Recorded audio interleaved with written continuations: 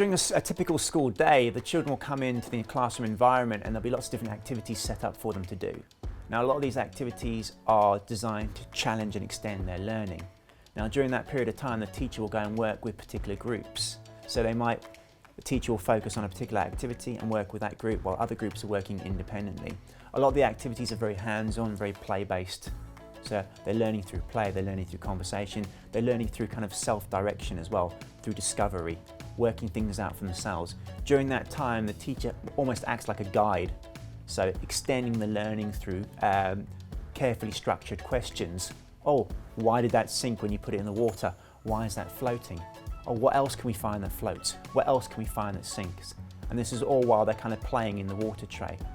So as far as the child's concerned, it's play, but they are learning, they're picking up new concepts, and they're building up that base knowledge which can then be applied later in the curriculum as they get older. Children adapt to school life in very different ways.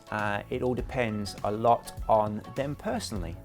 Some children come into school and they're happy just to walk straight in. It's bye mum, see you later. Other children come in and they take a little bit of time to settle. It all depends on past experiences and the individual child as well. If you've got older siblings in the school, that generally makes that process a little bit smoother.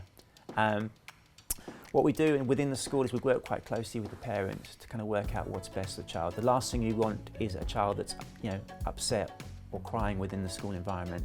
So if that means having mum or dad come in and spend a bit of time in school with them, then that's okay. And eventually we'll kind of build up a system where the child feels safe, secure in the environment, so they're happy to come in and say goodbye to mum. In early years especially, we have a lot of messy play.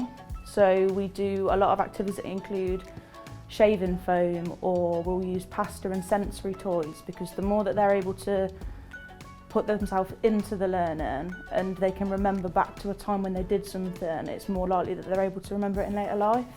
So it emphasises the fun in the activity as well as doing the activity, because then they don't necessarily know that they're learning. It's not forced on them, they're enjoying it at the same time. That's why I think they enjoy it anyway.